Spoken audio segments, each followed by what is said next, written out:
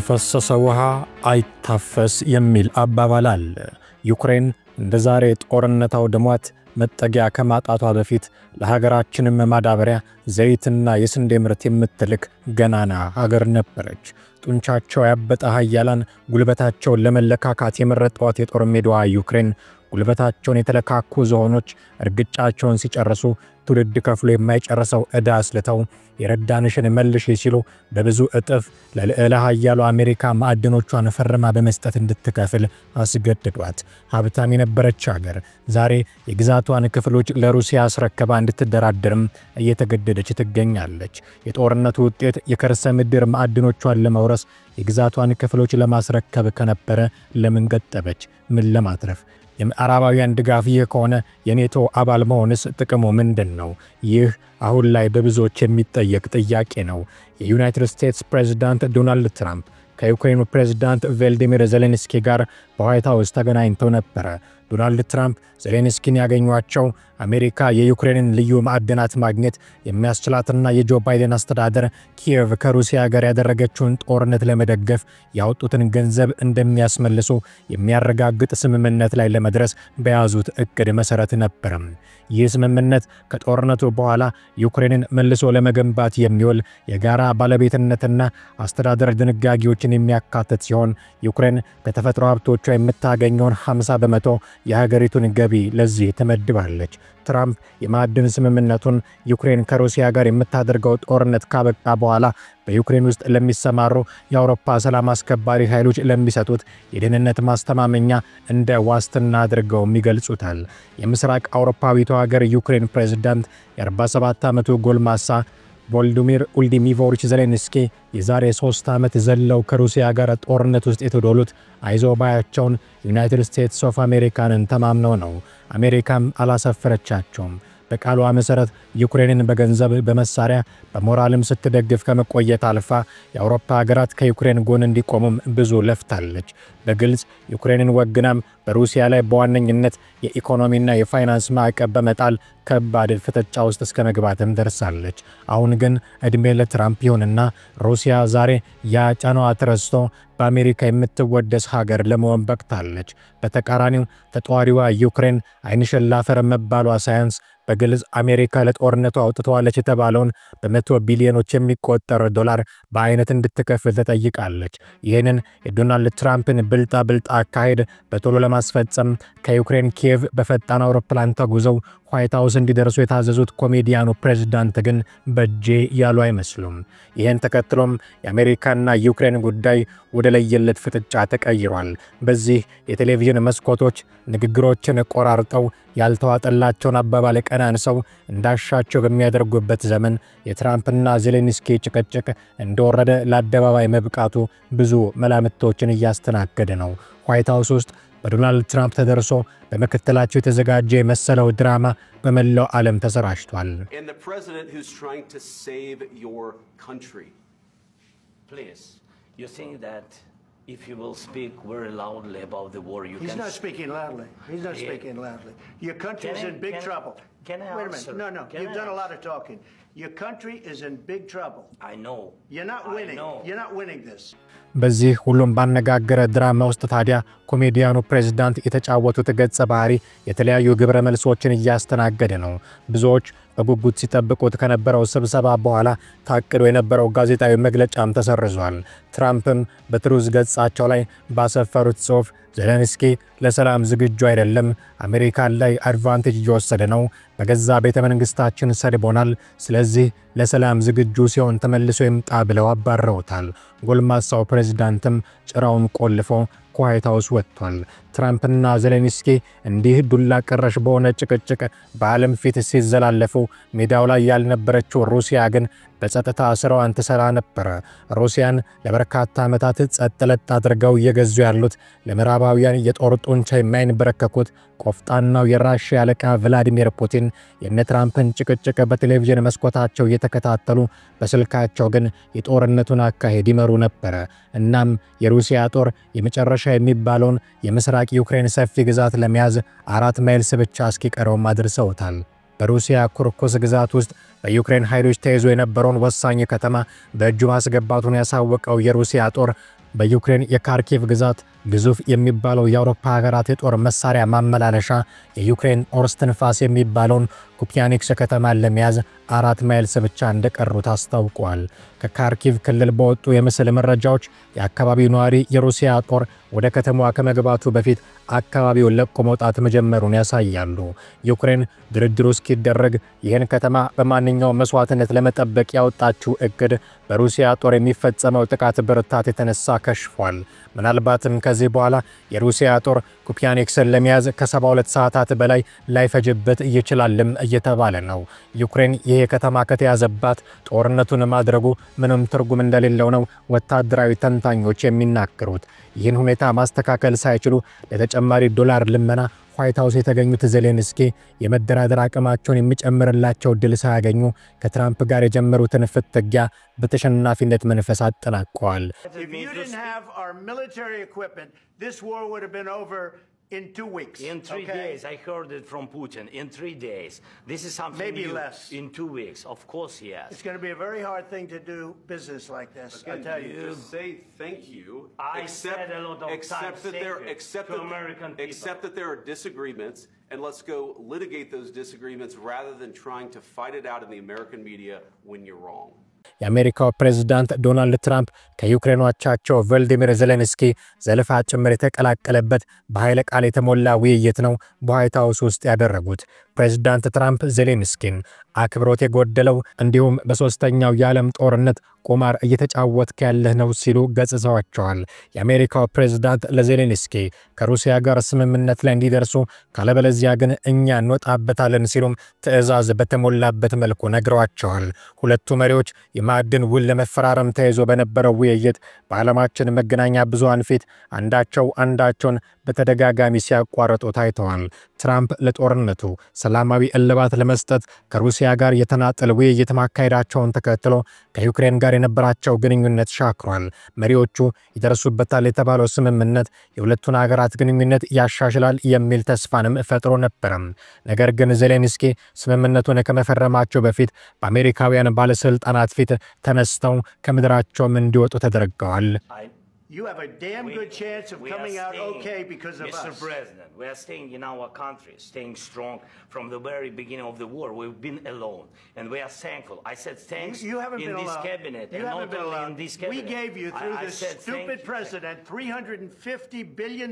You voted we gave for you your military president. equipment, You and your voted men for are your brave, president. but they had to use our military. What about West? If you didn't have You our invited military me. equipment, You invited በዚህ ተግሳጽ በሞላበት ውይይታቸው ትራምፕ አሜሪካ ለዩክሬን ላደረገችው ወታደራዊና ፖለቲካዊ ድጋፍ ምስጋና ቢስ ነህ እንዲሁም ከሶስተኛው የዓለም ጦርነት ጋር ቁማር እየተጫወትክ ነው በማለት ሞቅሰዋቸዋል።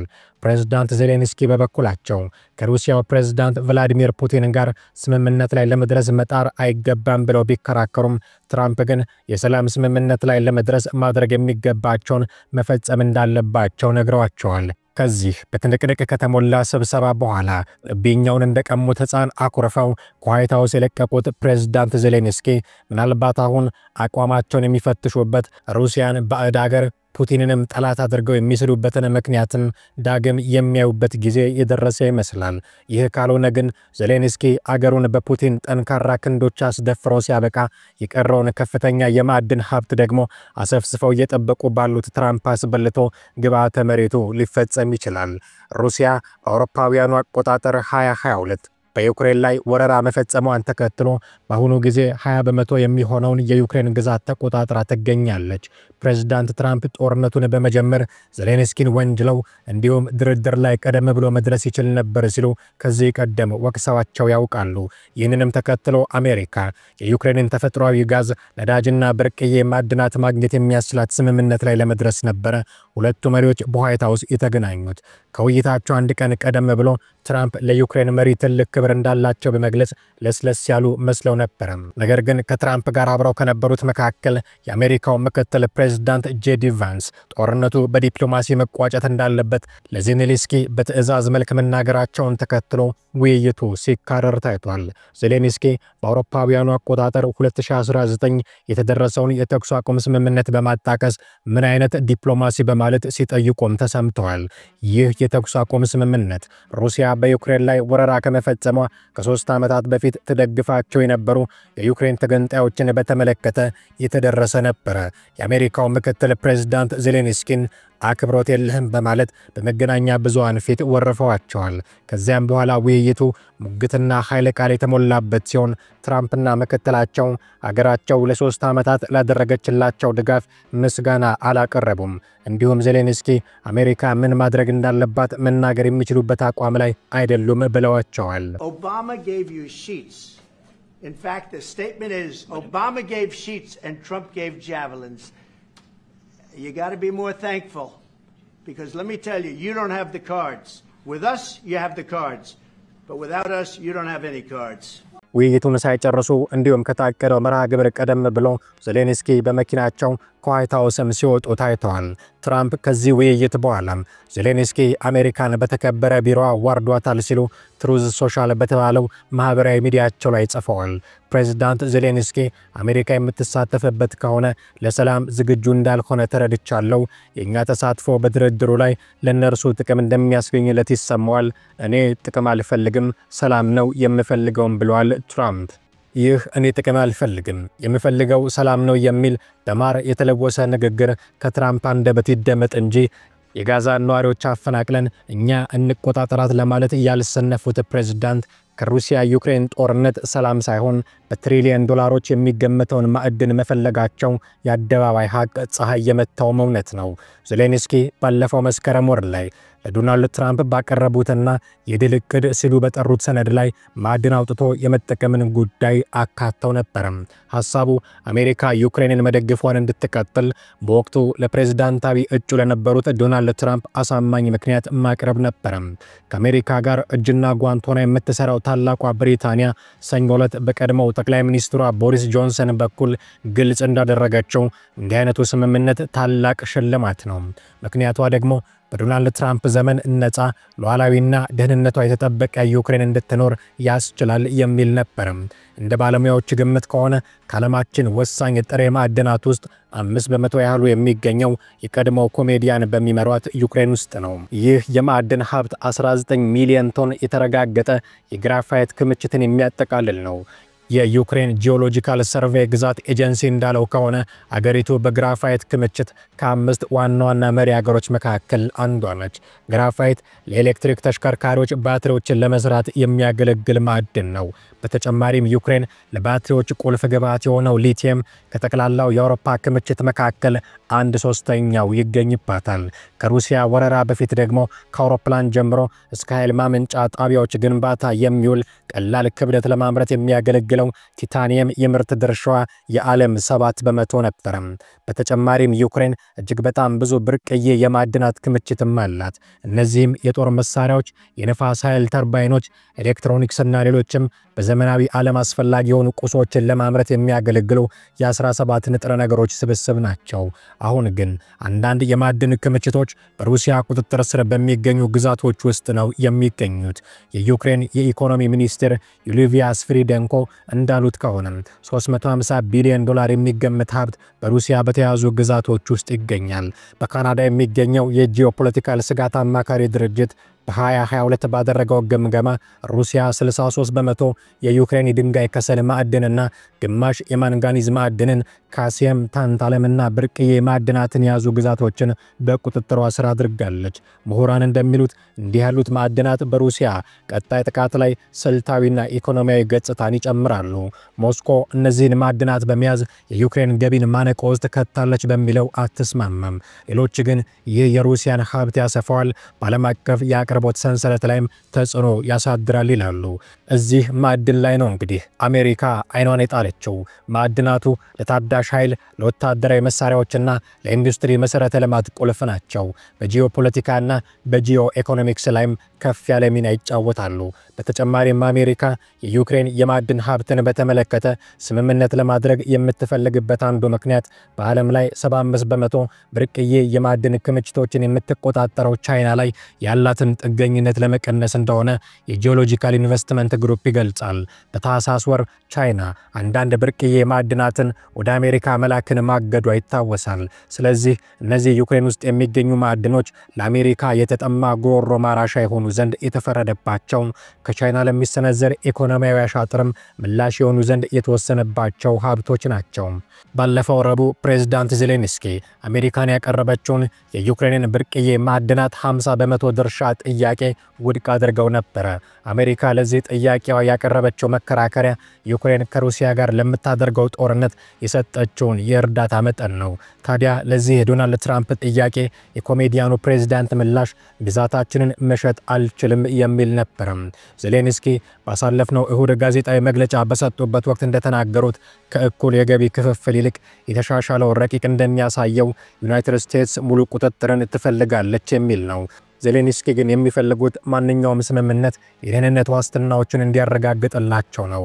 አገርን መምራት መድረክ ላይ እንደመቀለድ ያልቀለላቸው ዜሌንስኪ አሁን ካለፉት ዓመታት በተለየ መልኩ ከሩሲያ ጋር ለሚያደርጉት ጦርነት አጋዥ የሚሆናቸው ክንድ ዋይት ሃውስ ውስጥ አይገኝም። አዛውንቱ ጆ ባይደንና ምክትላቸው ካማላ ሃሪስ እንዳሻቸው የዘገኑ ይበትኑላት የነበረው ዶላር ዛሬ ከምንጩ ደርቋል። ይልቅስ አሜሪካ እስካሁን የረጨችው ዶላርን የሚመጥን ማዕድን ጥየቃ ላይ ናት። በእርግጥም ለዩክሬን ባለፉት ዓመታትና ዛሬ መካከል ትልቅ ልዩነት አለ። ዓለምን በራሷ ቅኝት ለመዘወር የማትፈነቅለው ድንጋይ የሌላት አሜሪካ ከዘመናት ባላንጧ ሩሲያ ጎን መቆም መጀመሯ ብቻውን ኪየቭን እንደ ረደ መሬት የሚነጣት ክስተት ነው።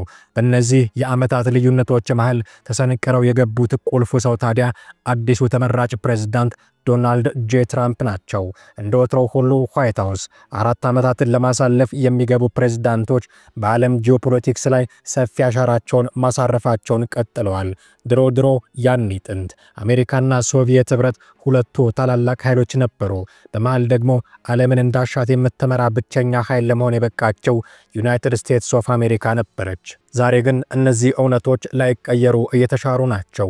ቡድን 8 ብላ ጡንቻማ ሀገራትን ሰብስባ ያሻትን ታደርግ የነበረችው አሜሪካ ብሪክስ የሚባል ተቀናቃኝ መጥቶባታል። ሩሲያና ቻይና ደግሞ የዚህ ንቅናቄ ፊት አውራሪዎች ናቸው።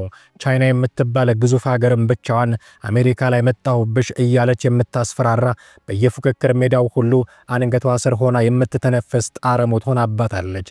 እነዚህ ከቅርብ ጊዜ ወዲህ ያቆጠቆጡ የመጡ የኃይል ሚዛን ለውጦችን በምትፈልገው መንገድ ማስተካከል ትችል ዘንድ አሜሪካ እንደ ዩክሬን ያሉ በማዕድን የበለጸጉ ጋዛንም የመሰሉ በነዳጅ ዘይት የታደሉ መሬቶችን አጥብቃ ትሻለች። ለዚህ ነው ዜሌንስኪን አወድሰው ቤተመንግስታቸው ድረስ ጋብዘው ካናገሩ በኋላ የፈለጉትን ማግኘት ሳይችሉ ሲቀሩ መልሰው ለሩሲያ ቦምቦች አሳልፈው ይሰጡት።